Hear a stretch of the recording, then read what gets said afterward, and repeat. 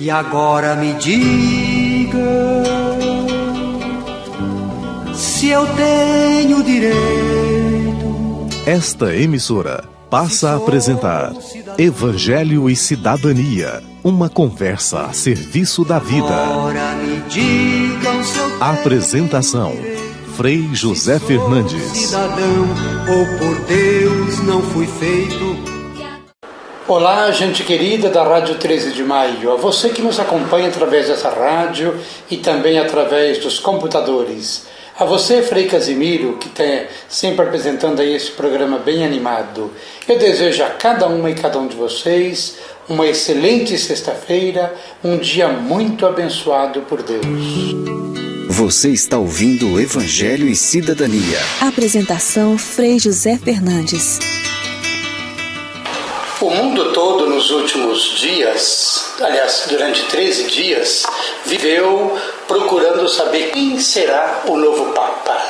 E na última quarta-feira nós tivemos a fumaça branca, a famosa fumaça branca. A igreja, o mundo, a sociedade tem finalmente um novo Papa. Aliás, a história da igreja já conta com 266 papas. E nós temos muitas conversas, muitas reflexões, muitas dúvidas também a respeito dessa nova situação que a Igreja Católica está vivendo hoje. Para ajudar a gente a pensar, a refletir a respeito disso, o programa Evangelho e Cidadania de hoje conta com uma entrevista, aliás, uma linda entrevista com o Dom Tomás Balduino. Ele que é bispo emérito da Diocese de Goiás, ele que é frade dominicano e, como tal, ele pertence à mesma comunidade religiosa conventual a que eu pertenço em Goiânia. Ele também, Dom Tomás, é membro do Conselho Permanente da Comissão Pastoral da Terra, entidade, aliás, a qual ele é um dos fundadores. Dom Tomás, bom dia. É uma alegria muito grande ter você entre nós. Bom dia, Frei José Fernandes. Bom dia, caros ouvintes do programa Evangelho e Cidadania. Pois bem, Dom Tomás, 90 anos de vida. É uma graça de Deus ter você conosco durante 90 anos. Já pensou o que a igreja, a sociedade tem ganhado e você também tem ganhado nessa vivência na igreja e na sociedade. A sua militância na igreja e na sociedade, na verdade, tem algumas décadas. Eu pergunto, quantos papas, sob o comando da igreja, quantos papas você já viveu? Qual deles você acha que mais marcou a igreja e a sociedade? E é claro, por que você acha isso? Eu fiz a conta aqui rapidamente. 7 papas. 7 papas, Dom Tomás? 7 papas. Então, é claro que são desiguais, né? Tivemos primeiro a série dos Pios, depois de João Paulo, etc. Mas o que emergiu mesmo foi João 23. Por que, Dom Tomás, você destaca João 23? Ele foi quem convocou o concílio, quem acreditou nos irmãos bispos e acreditou no povo de Deus. Porque para convocar um concílio é preciso ter fé nisso, e não pensar que só o Papa que vai resolver os problemas. E a grande Pentecostes da igreja aconteceu com João 23. Na quarta-feira passada, a igreja conheceu o nome, o Francisco. Nós temos então um novo Papa. Muita gente fala, muita gente comenta, muita gente escreve. Eu te pergunto, qual é a sua expectativa sobre o Papa Francisco? Bom, a gente não deixa de ter muita simpatia pelo nome, né? Francisco é um nome novo, é um nome nosso, nome do povo, é nome da ecologia, nome das flores, da alegria, dos bichos. Então é Francisco de Assis. Eu acho que podia ser Francisco Xavier, mas é claro que Francisco de Assis está na frente. Eu acho que é surpreendente que esse nome, então, tenha vindo justamente com esse novo Papa. A gente sabe que os nomes na Bíblia, na história da salvação, os nomes são quase sempre vinculados à missão. Será, Dom Tomás, que a escolha do nome dá para a gente ter assim, um pouco de uma grande esperança de que a missão dele vai ser bem vinculada às causas dos pobres por causa de São Francisco de Assis? Pode ser. A gente conhece pouco da história do cardeal Mário Jorge, né? Mário Jorge. Agora que vamos ver o desempenho dele. Mas, em todo caso, tem alguma coisa simpática da parte desse homem. Andar de transporte coletivo, fazer a própria cozinha, sei lá mais o quê. Então, o que pode vir aí com esse nome de Francisco? Um dos nossos papéis enquanto pessoas cristãs católicas, é a gente orar, torcer, orar e nos empenhar bastante para que a partir das bases nós possamos ajudar a nossa igreja a ser mais samaritana, ser mais, digamos assim, à la São Francisco de Assis, ser mais franciscana, ser mais servidora. Para que isso aconteça, oremos cantando, acompanhando a oração de São Francisco.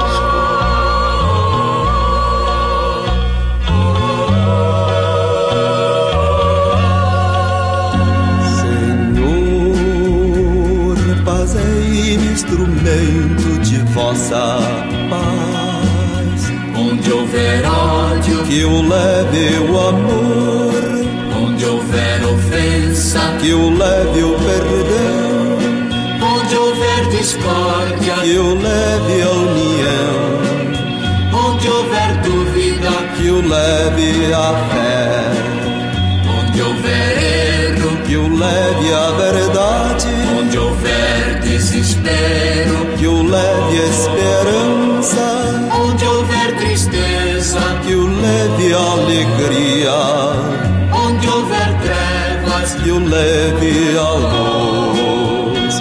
Ó Mestre, fazei que eu procure mais consolar que ser consolado, compreender que ser compreendido, amar que ser amado, pois é dando que se recebe, é perdoando que se é perdoado, e é morrendo que se vive para a vida eterna.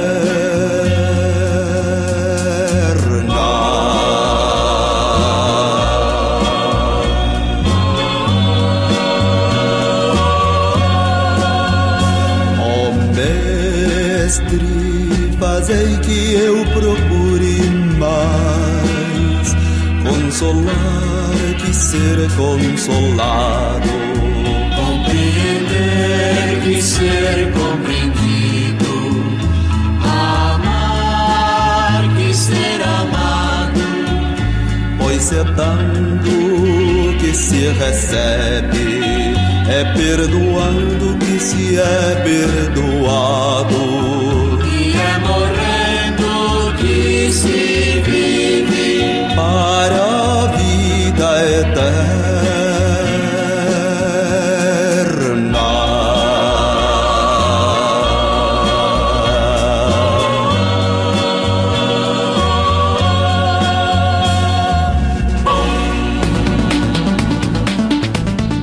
Você pode acompanhar essa e as demais edições de Evangelho e Cidadania em www.youtube.com/Evangelho e Cidadania.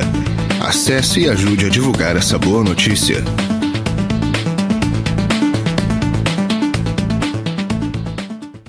Voltando um pouquinho ainda na história dos últimos dias, nós vivemos 13 dias sem Papa.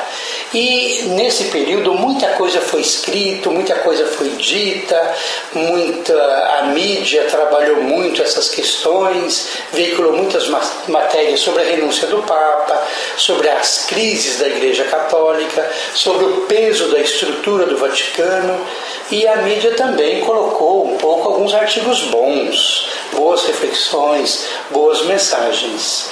Eu pergunto a você, quais são as lições que você destaca sobre toda essa ebulição de falas, escritos sobre esse assunto em geral? Que lição dá para a gente tirar disso tudo? Tem duas fontes importantes nesse momento. Uma delas são 50 anos do Concílio Vaticano II. No mundo inteiro, reflexões, seminários, encontros, estudos e discussões sobre o Vaticano II. Quer dizer, reviver o Vaticano II. Segundo, o outro fenômeno é essa renúncia. Essa renúncia quebrou um pouco a tradição de ligação do Papa com o Papa anterior, né? A gente achava que era continuismo. Esse Papa Bento XVI foi o continuismo do Papa anterior. Ele renunciando quebrou e de fato não se vê falar mais em continuidade com o outro Papa. São outras coisas. E também, doutor Tomás, será que a gente não poderia dizer assim que com a renúncia de Bento XVI abre-se precedentes, ou seja, nos últimos 600 anos foi muito falado que nenhum deles havia renunciado. Isso será que não pode ser um bom precedente para nós enquanto igreja e nos outros cargos, nas outras funções também? Pode ser. Ao contrário do que um cardeal temia, que com o avanço da medicina nós poderemos ter daqui a pouco Papa centenário. Né?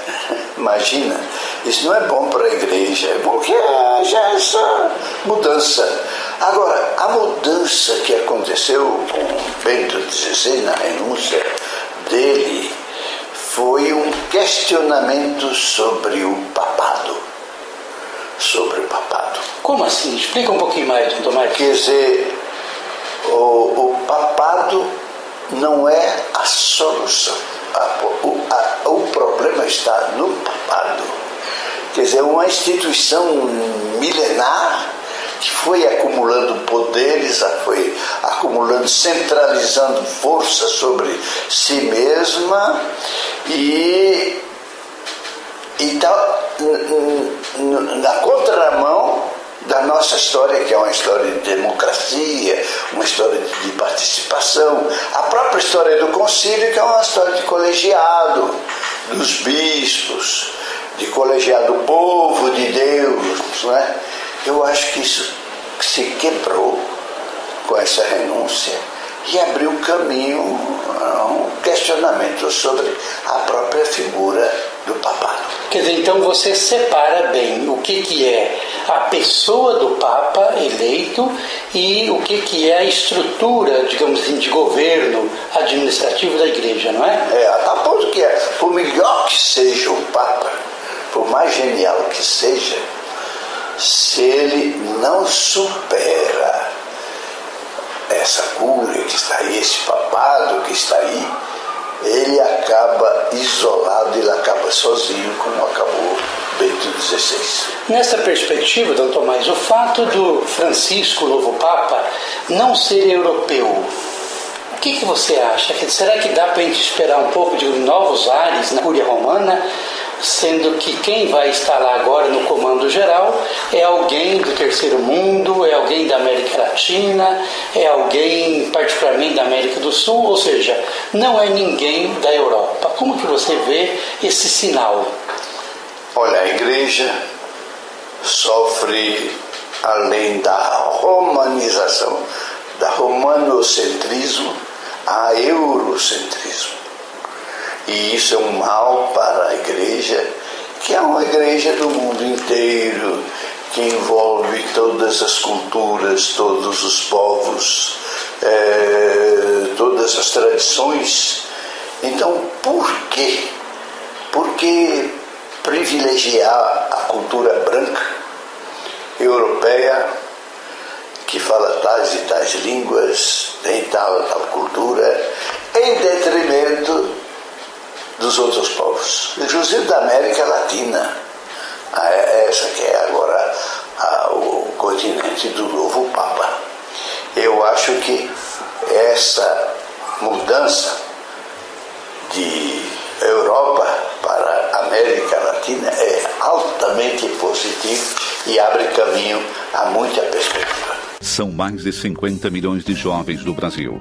E o futuro deles requer atenção especial de suas famílias, comunidades, igrejas e das políticas públicas.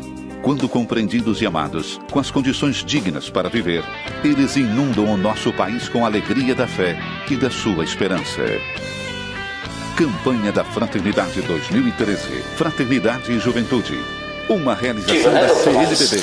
Você foi pastor da Diocese de Goiás por mais de 3 décadas.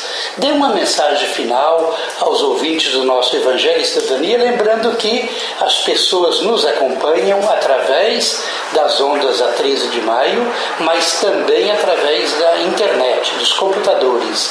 E eu tenho tido retorno de muita gente que nos acompanha também através dos computadores. Dê a nós uma mensagem final, especialmente aos diocesanos de Goiás.